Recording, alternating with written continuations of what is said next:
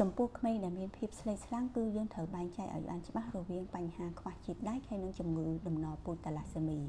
ដោយសារតែជំងឺទាំងពីរហ្នឹងគឺវាធ្វើឲ្យវាសុទ្ធតែធ្វើឲ្យ hemoglobin ទាបហើយមានទម្រង់គ្រាប់ឈាមតូចដូចគ្នាគ្រូពេទ្យតែងតែធ្វើការវិភាគឲ្យច្បាស់លាស់ព្រោះការព្យាបាលវាខុសគ្នាស្រឡះជំងឺខ្វះឈាមដោយសារខ្វះជាតិដែកវាមកពីរបបអាហារខ្វះជាតិដែកឬមួយក៏បាត់បង់ឈាមចំណែកជំងឺតាឡាសេមីគឺវាដោយសារតែបំរែបំរួលហ្សែនដំណពូជពីឪពុកម្ដាយជំងឺខ្វះជាតិដែកយើងឃើញថាកម្រិតជាតិដែកទាបខ្លាំងនៅក្នុងឈាមចំណែកតាឡាសេមីគឺកម្រិតជាតិដែកគឺវាអាចធម្មតាគឺវាខ្ពស់ខ្លាំងចំណែកការព្យាបាលគឺខុសគ្នាចំពោះអ្នកជំងឺដែលខ្វះជាតិដែកគឺយើងត្រូវផ្ដល់ថ្នាំបំប៉នជាតិដែកហើយនឹងកែសម្រួលអាហារដែលសបូរជាតិដែកចំពោះអ្នកជំងឺតាឡាសេមីគឺវាមិនមានការព្យាបាលទេគ្រាន់ថា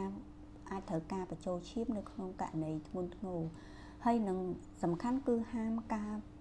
ប្រើថ្នាំជាតិដែកផ្ដេសផ្ដាស់ចំពោះបញ្ហាកុមារមានភាពស្លេកស្លាំងគឺយើងអាចបញ្ជាក់ដោយសារតែកម្រិត hemoglobin ទាបប៉ុន្តែយើងមិនអាចសន្និដ្ឋានថាមកពីខ្វះជាតិដែកឬមួយក៏បញ្ហាអ្វីផ្សេងទៀតទេអញ្ចឹងការទិញថ្នាំជាតិដែកឲ្យកូនញ៉ាំដោយគ្មានវិជ្ជាបញ្ជាគឺវាគ្រោះថ្នាក់ជាពិសេសបើសិនជាកូននឹងមានជំងឺតាឡាសេមីពីព្រោះការដែលបន្ថែមជាតិដែកនៅលើក្មេងដែលគាត់មានបញ្ហាតាឡាសេមីគឺវាធ្វើឲ្យលើសជាតិដែកដែលវាអាចធ្វើឲ្យខូចថ្លើមនិងបេះដូងអញ្ចឹងដើម្បីដឹងមូលហេតុពិតប្រាកដគឺយើងត្រូវយកកូនទៅជួបគ្រូពេទ្យកុមារដើម្បីធ្វើតេស្តឈាមពិនិត្យទ្រង់ទ្រាយរបស់គ្រាប់ឈាមពិនិត្យមើលសារជាតិដែកក្នុងឈាមមើលពីកម្រិតជាតិដែកនៅក្នុងថ្លើមឬមួយក៏មើល hemoglobin electrophoresis